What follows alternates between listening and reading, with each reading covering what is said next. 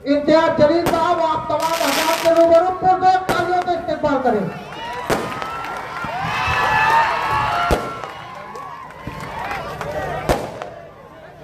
अस्सलाम वालेकुम वरहमतुल्लाहि वबरकातुहू। सबसे पहले तो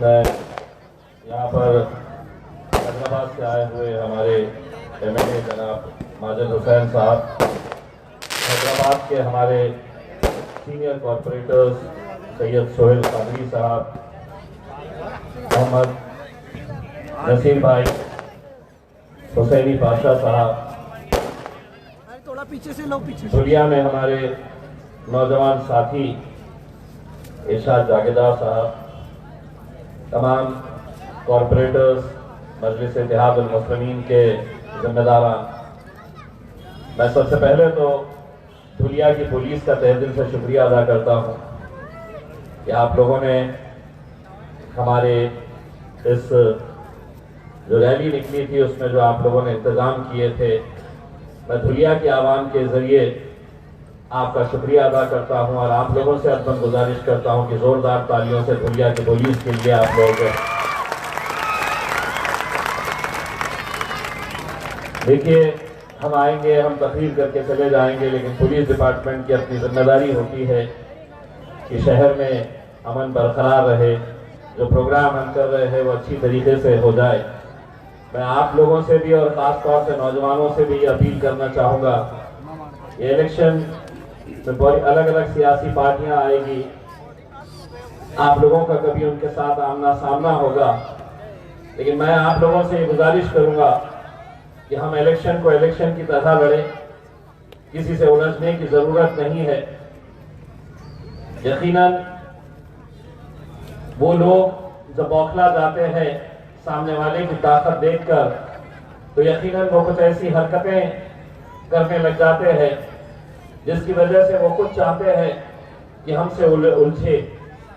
मैं इतना आपको यकीन दिलाता हूँ कि जो उम्मीदवार मजलिस इत्तेहादुल मुस्लिमीन ने धुलिया की महानगर पालिका के अंदर उतारे हैं, इंशाअल्लाह 16 तारीख के दिन हम बड़ी धूमधाम के साथ इस शहर के अंदर जश्न मनाएंगे, जीत का जश्न मनाएंगे।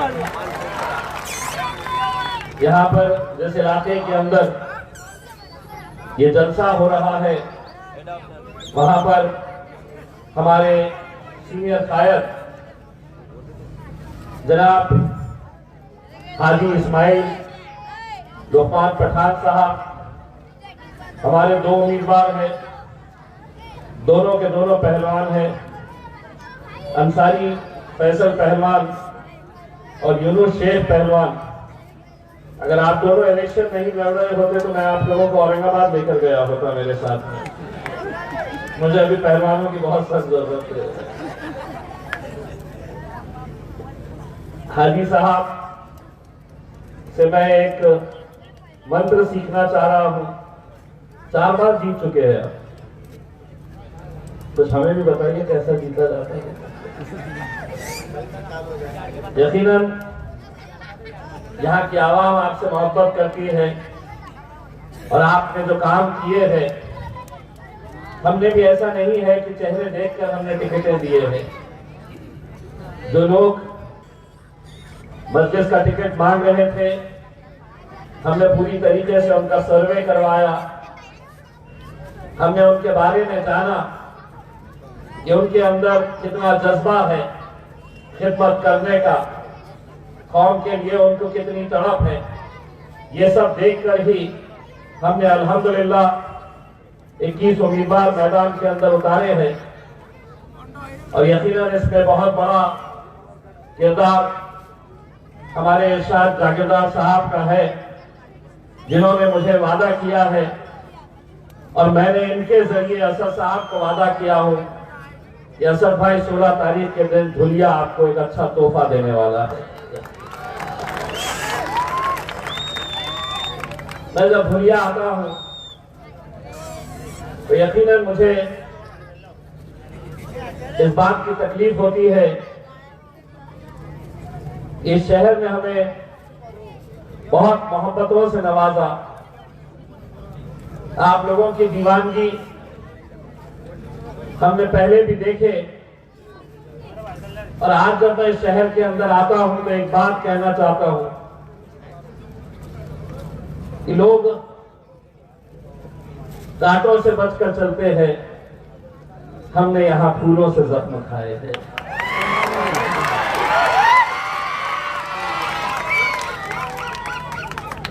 लोग कांटों से बच के चलते हैं, हमने फूलों से जख्म खाए हैं। आप गैरों की बात करते हैं, हमने तो अपने भी आजमाए हैं। यकीनन जब हमारा कोई अपना महज अपने सियासी मफाद के लिए जब छोड़कर जाता है तो तकलीफ होती है। मजलिस इत्तेहादुल मुस्लिमीन में शख्सियतें मायने नहीं रखती है मेरे भाई। इम्तियाज जलील आज महाराष्ट्र का सदर मेरे कायद बैरिस्टर असदुद्दीन अवैसी साहब ने यह ओहदा मुझे दिया। यकीनन मैं उनके उस भरोसे को कभी तोड़ नहीं सकता और असद भाई को कभी छोड़ नहीं सकता।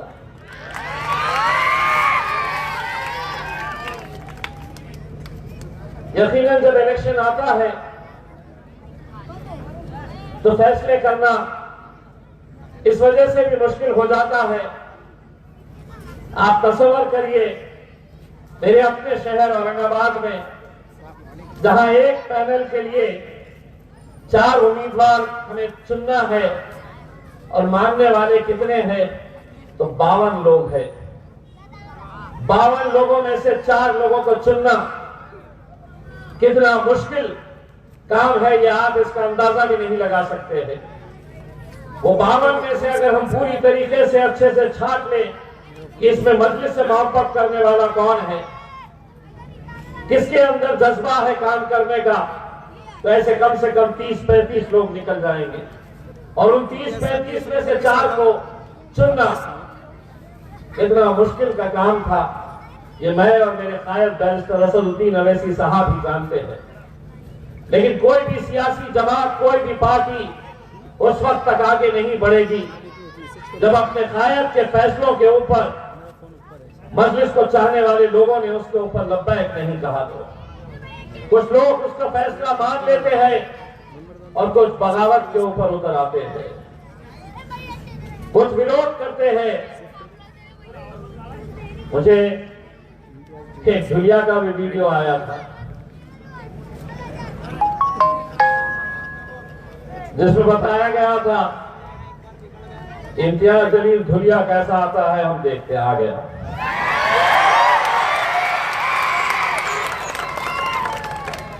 तो धुलिया में खत्म रख के बता ये ले रख दिया। देखिए, आपको ये इख्तियार है, आप इलेक्शन लड़े, किसी भी पार्टी में जाए, लेकिन हमको एक बात समझ में आती है, अगर तुम अपनी जमात के साथ वफादारी नहीं कर सकते हैं तो तुम दुनिया में किसी के साथ वफादार नहीं हो सकते हैं। किसी के साथ तुम वफादार नहीं हो सकते हैं।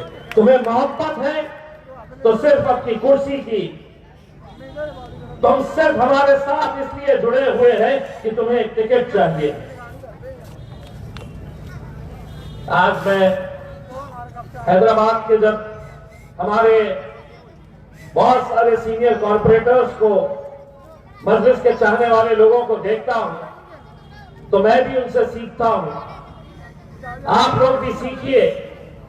20-20, 25-25 साल से मजलिस इत्तेहादुल मुस्लिमीन के साथ जुड़े हुए हैं ऐसे लोग जिन्होंने कभी ये मांग नहीं की कि हमें आप ये टिकट दे दो, वो टिकट दे दो। असद साहब फैसला करते हैं, अकबर साहब फैसला करते हैं और पूरी की पूरी जमात उसके पीछे लब्बैक कहती है। तब जाकर ये जमात आगे बढ़ेगी। जिस जमात के बारे में कहा जाता था कि ये हैदराबाद की इकलौती एक जमात है, एक एमपी इनका चुनकर आता है और जिंदगी भर ये एक ही एमपी रहेगा, लेकिन अल्हम्दुलिल्लाह आपने मुझे वोट नहीं दिए, दे भी नहीं सकते हैं, लेकिन 5 साल अगर इम्तियाज जलील पार्लियामेंट के अंदर असदुद्दीन अवैसी साहब के बाजू जाकर बैठा, उनके पीछे जाकर बैठा, तो उसमें आप लोगों का भी हाथ है, क्योंकि जिस वक्त ये नतीजे आ रहे थे आप लोगों के भी हाथ उठे थे दुआओं के लिए कि या अल्लाह इम्तियाज जलील को भी तू जिता दे महाराष्ट्र। और उसी का नतीजा है कि 5 साल हम भी वहां पर जाकर बैठे और मुझे यह एहसास हुआ कि असदुद्दीन अवैसी साहब अगर पार्लियामेंट के अंदर गरजते हैं, अगर वो बरसते हैं, अगर वो हुकूमत की आंख में आंखें डालकर सवाल करते हैं, तो उन्हें ताकत आखिर कहां से मिलती है। मैं जब गया वहां पर तो मुझे उसका जवाब मिला, वो ताकत उन्हें एक तो यहां से मिलती है और एक यहां से मिलती है मेरे भाई, यहां से आप लोगों से मिलती है ये ताकत। आप किसे कुर्सी पर बिठाना, किसे गिराना, इस लोकशाही के अंदर, इस डेमोक्रेसी के अंदर आपको यह इख्तियार दिया गया है। हम आपसे कोई मेंबर ऑफ पार्लियामेंट की सीट नहीं मांगे, आप हम आपसे सिर्फ महज अपने इलाके के अंदर अपने नुमाइंदों को चुनने के लिए हम आपके बीच में आए हुए हैं। एक ऐसे वक्त में आए हैं जहां पर इस मुल्क के हालात आप अच्छी तरह से समझ सकते हैं, हम कैसे दौर से गुजर रहे हैं। महाराष्ट्र के अंदर इलेक्शन हो रहा है, देखिए कैसा सियासत का एक नंगा नाच आज इस मुल्क के अंदर भारतीय जनता पार्टी की हुकूमत है, केंद्र में भारतीय जनता पार्टी की हुकूमत, एकनाथ शिंदे की शिवसेना की हुकूमत, अजीत दादा की राष्ट्रवादी की हुकूमत महाराष्ट्र के अंदर है। हमसे कहते हैं कि हमारे 65 उम्मीदवार बगैर इलेक्शन के अनअपोज चुनकर आ गए हैं। मोदी जी, ये लोकशाही के लिए अच्छी बात नहीं है। देवेंद्र फडणवीस साहब, ये लोकशाही के लिए अच्छी बात नहीं है। ये भी इलेक्शन क्यों करवा रहे? उम्मीदवारों को कई जगह के ऊपर पुलिस की सुरक्षा में फॉर्म भरने के लिए जाना पड़ा। इसे मोदी जी क्या कहते हैं पता है आपको? गुंडागर्दी कहते हैं। आपके हुकूमत की गुंडागर्दी कहते हैं इसे, कि जहां पर आप लोगों को डराकर, लोगों को धमकाकर फॉर्म वापस लिए जा रहे हैं, और जो फॉर्म वापस नहीं ले रहा है तो आपके पास तो वो मंत्र है ना, गुवाहाटी का मंत्र।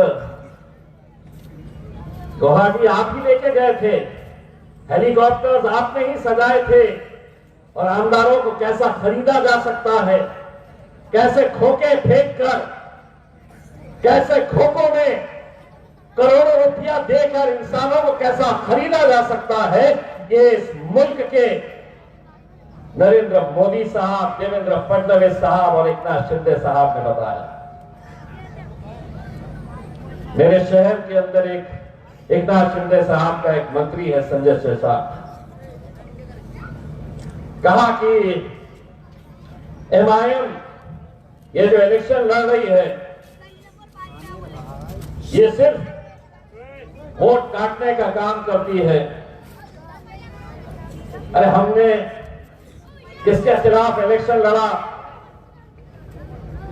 आमदार जब बने तो तुम्हारी ही पार्टी के खिलाफ लड़ा। 40 साल से वहां पर अपनी क़यादत नहीं थी, हमने लड़े वहां पर जाकर।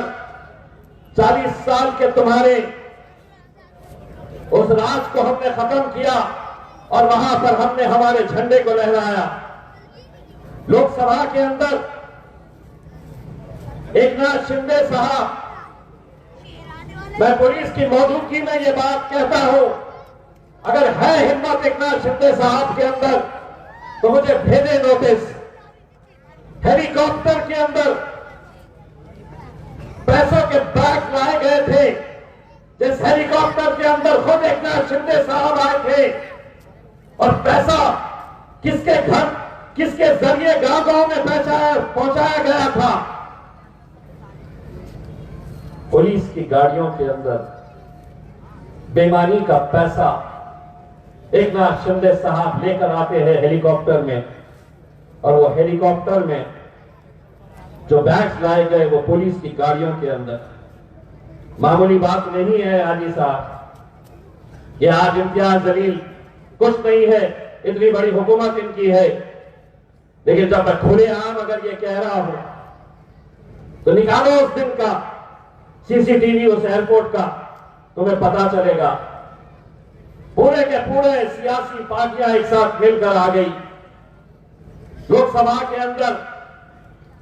फिर विधानसभा का इलेक्शन आया तो क्या कांग्रेस, क्या राष्ट्रवादी, क्या शरद पवार साहब, क्या अजीत पवार साहब, एकनाथ शिंदे साहब, देवेंद्र फडणवीस साहब, उद्धव ठाकरे साहब, पूरे के पूरे एक साथ मिलकर आ गए और उन्होंने कहा कि कुछ भी हो जाए, हम में से कोई भी हारे कोई भी जीते चलेगा, लेकिन ये एमआईएम का इम्तियाज जलील ने यहां से जीतना नहीं चाहिए। पानी की तरह पैसा बहाए, पानी की तरह पैसा बहाए। पहलवान वो क्या समझे कि मुझे गिरा देंगे तो मैं खत्म हो जाऊंगा। अभी महाराष्ट्र में हमारे जलवे देखिएगा, बोलना उनको तो समझ में आएगा।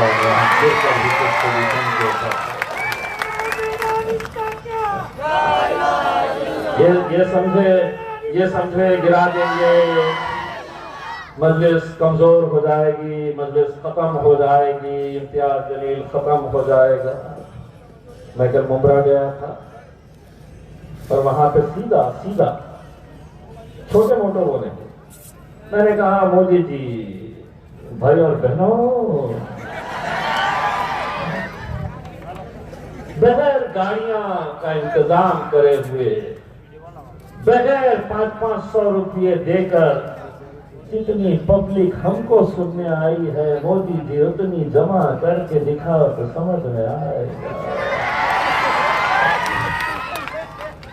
ये इतने जमा करने के लिए 500-500 फेंकना पड़ता है, और इलेक्शन के पीरियड के अंदर बैठती नहीं पब्लिक, पैसा मिला कि दूसरे मंडप में भाग जाती है। ये सिर्फ एक हमारे एक नारे के ऊपर अल्हम्दुलिल्लाह जमा होते हैं कि तेरा मेरा रिश्ता क्या,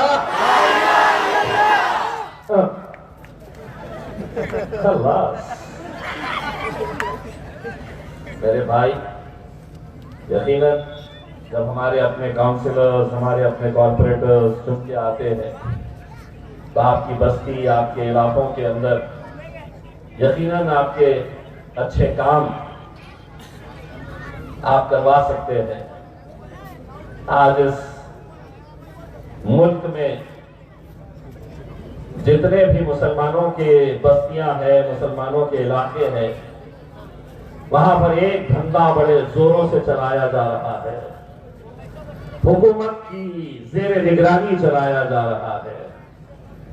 चाहे वो भिवंडी हो, मुंब्रा हो, औरंगाबाद हो, भीड़ हो, धुलिया हो, मालेगांव हो, जहां जहां पर भी आपकी आबादी है वहां पर एक धंधा हुकूमत चला रही है।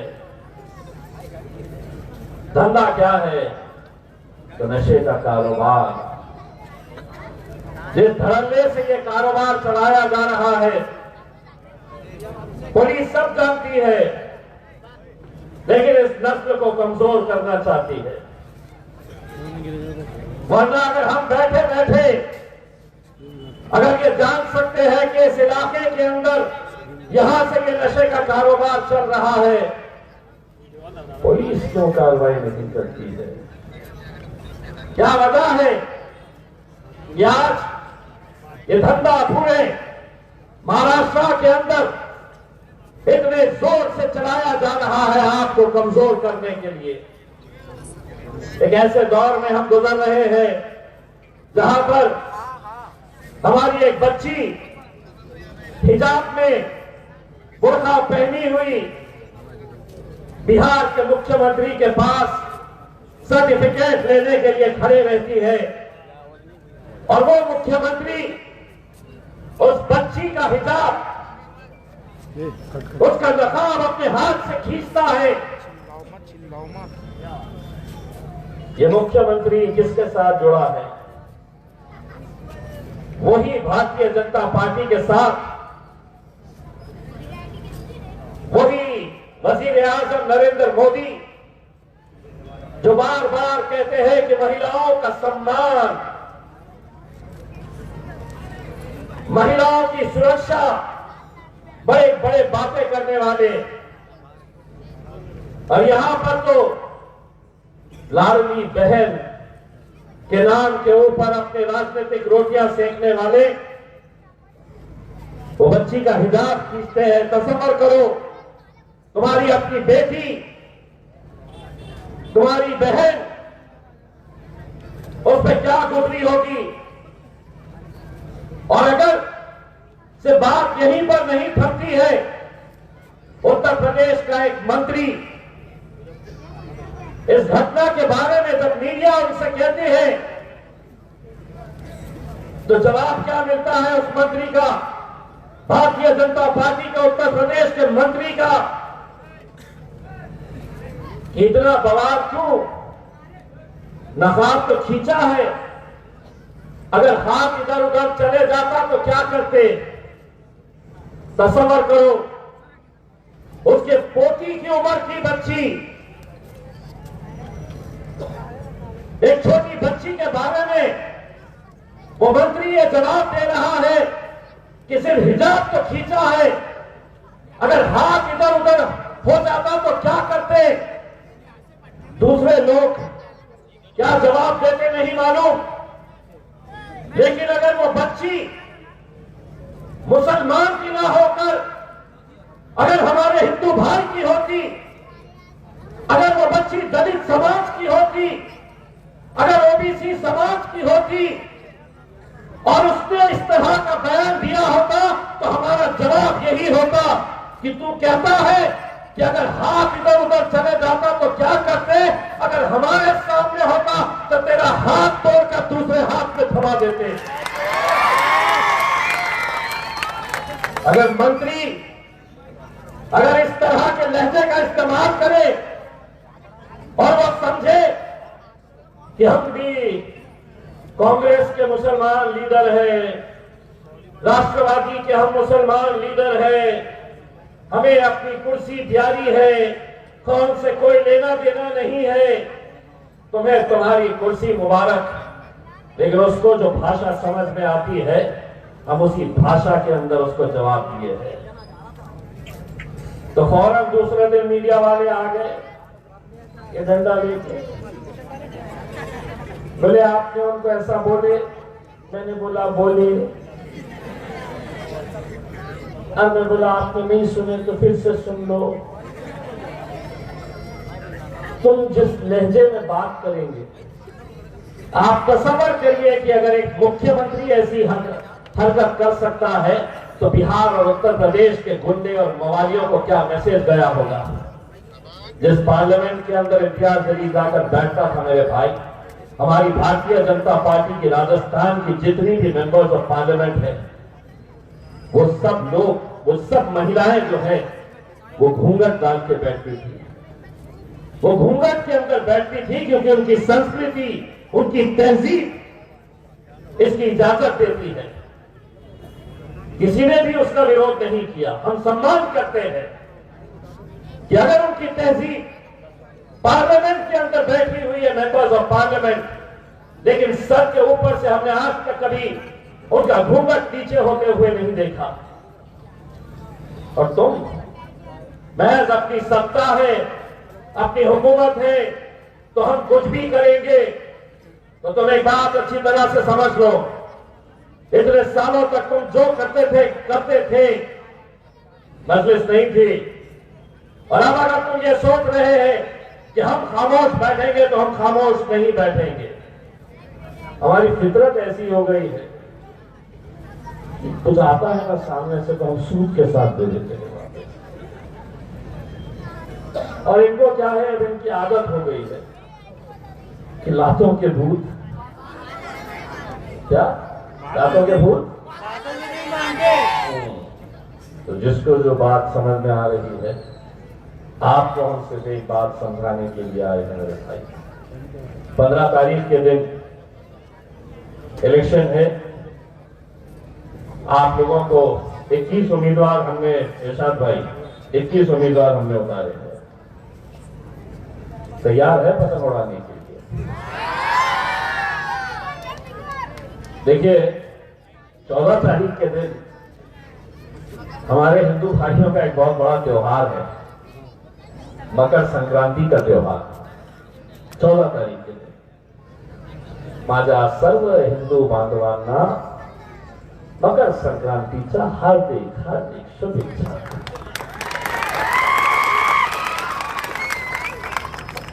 अब ये त्योहार में क्या होता है माजिद भाई, आपको पता है? पतंग उड़ाना पड़ता है। अब क्या करें? तो हमारे पास एक मंत्री है शिवसेना के, उन्होंने इलेक्शन कमीशन को लेटर दिया, शिकायत करी वहां पे जाके, बोले ये पतंग MIM की खींच लो, उनको ये इलेक्शन में पतंग यूज मत करने दो, क्योंकि हमारा त्योहार आ रहा है 14 तारीख को और हमको पतंग उड़ाना पड़ता है। और जब लोग हमारे हाथ में पतंग देखेंगे तो 15 तारीख के दिन जाके पतंग के ऊपर मोहर लगाएंगे। तो लिखित में उन्होंने शिकायत दर्ज कराने के लिए गए। इलेक्शन कमीशन IAS ऑफिसर होता, वो भी नीचे से ऊपर तक देखा, बोला ये कहां से ले आ जाते हैं। एक नाथ शिंदे साहब ने कहां से ढूंढ कर लाया ये नमूने को, जो कह रहा है कि पतंग की वजह से लोग डालेंगे। तो मैंने जवाब दिया, तेरे हाथ में पंजा है क्या? नहीं है ना पंजा, किसी पार्टी का निशान है ना ये भी, तो क्या काट के फेंक देगा इलेक्शन तक? घड़ी देखेगा नहीं क्या? घड़ी की निशानी है ना किसी पार्टी की, तो घड़ी देखेगा ही नहीं। हाँ, हमारे हिंदू भाइयों के अंदर शादी का मुहूर्त चल रहा है, तुतारी बजाने की परंपरा है, तो क्या तुतारी नहीं बजाएंगे? कमल कहाँ खिलता है? कीचड़ में खिलता है, तो नहीं खिलना चाहिए। और एक पक्ष की निशानी तो सूरज है, नहीं निकलना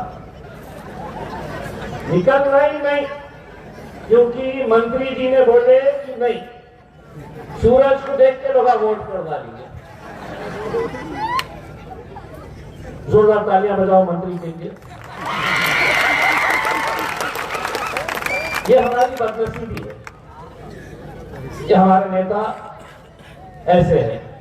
वो इलेक्शन कमीशन के पास गए ये शिकायत देके, मैं सीधा नरेंद्र मोदी साहब के पास जाने वाला हूं कि नरेंद्र मोदी जी, मरना सबको है, मुझे भी, आपको, सबको मरना है। तो ये मंत्री जब तबका तो इसका मेंदू भेजा, निकाल के प्रिजर्व करो और दुनिया को दिखाओ कि कैसे कैसे ज्ञानी लोग इस देश के अंदर पैदा हुए हैं।